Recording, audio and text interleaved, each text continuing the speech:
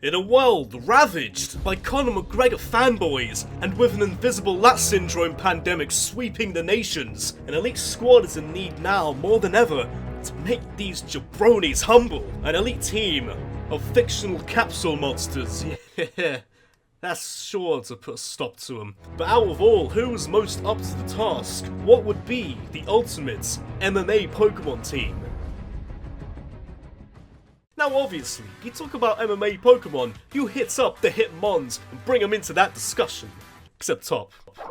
Don't give him the moment, leave. More specifically, I've got my eyes set on this walking trapezius and its dense Stretch Armstrong legs, because he's a lot more versatile in the world of MMA. Because if you've got the choice between, well let's see, on one hand I've got the demon of kickboxing, on the other I've got a little flyweight who gets gassed every 3 minutes. And hold up, let me just conjure up this transmutation circle here and summon me up that demon. Haven't signed the contract in blood while we're at it. He's gonna earn it back by the bucket once he steps foot into that octagon. Cause it's a non-negotiable slot on this team, whether it's the Pokemon incarnate of Bruce Lee, Tadashi Sawamura, Stretch Armstrong, it doesn't matter. Arguably the most dangerous of all, when you and your friend drag it as far as you can and they betray you by letting go after promising not to, because that swole rubber man has some knockout power. The pound for pound GOAT in childhood injuries right next to Beyblades you bought from that dodgy market. Get Hitmonchan's striking coach on board and he's a killer, just like the next member,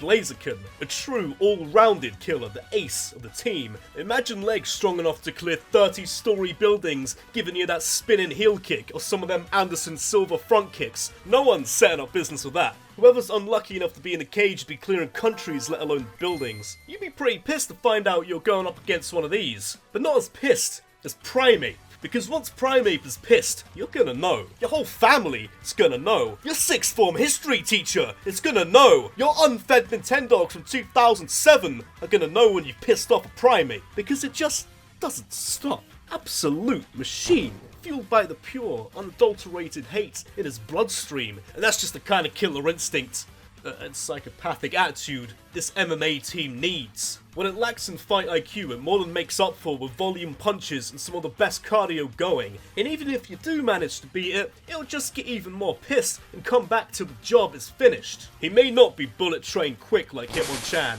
but that's not where Primeape wins. He may not even win the battle, but he wins the wars. Now, we've got a very striking based team so far. I think it's time we get a bit of ground game going. Some good old fashioned wrestling, some sports entertainment. Maybe even some judo. Oh wait, there's a Pokemon for that. That's right, they made a judo Pokemon, because Throw is more than just a well-fed Sork.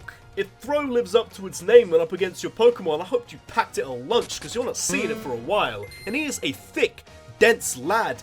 Once he's thrown you down, it's going to take a lot of energy to get back up again, only for him to check his name tag as a reminder to floor your ass again. The art of 8 limbs, generally considered the best and arguably most feared striking arts in all of MMA. Well, if that's the case, then a big strong boy with 12 limbs mastered, that's sure to be unstoppable. Do you even realise what kind of advantage that is? He throws 500 punches a second, even if you injure 3 of its arms, it's still popping off 125 haymakers each second. Alright, pipe down, that's a bit much. Pokedex is being a bit of a hype man here. Dexter's gushing over Machamp like Joe Rogan at a zoo.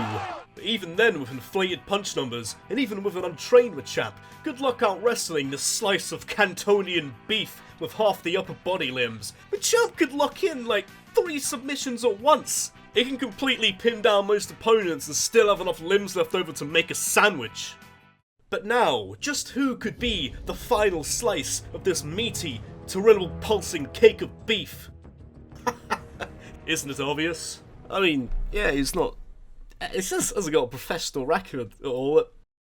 No black belts or anything, but... Then again, he's undefeated down O'Shea's every Saturday night on the piss. You know Crabrawler is the kingpin of absolute units. No need Hitmonchan, you and your Capri Sun-sized gas tank. When Krabib is over here, and he will smash. And he's not just the kingpin of the team, he's the mascot, the morale, the manager, the complete package. He does it all. Doesn't matter what opponent, doesn't matter what situation. A liter of Morgans or a crate of piss, it's a done deal.